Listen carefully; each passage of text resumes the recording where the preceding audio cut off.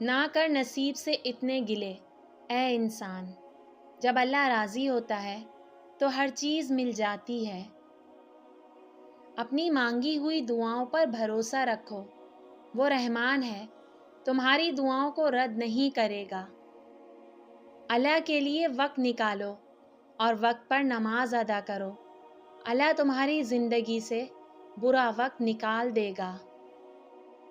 میں نے کہا تھک چکا ہوں، جواب آیا اللہ کی رحمت سے نا امید نہ ہو، ہمارا ہر کام آسان ہوگا جس دن کا پہلا کام نماز ہوگا۔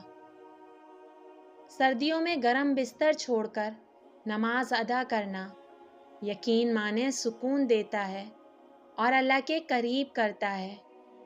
جو سجدوں میں روتا ہے اسے لوگوں کے سامنے رونا نہیں پڑتا۔ انسان کی حقیقت یہ بھی ہے کہ وہ تب تک لوگوں سے امید لگائے رکھتا ہے جب تک مٹی میں مٹی نہ ہو جائے۔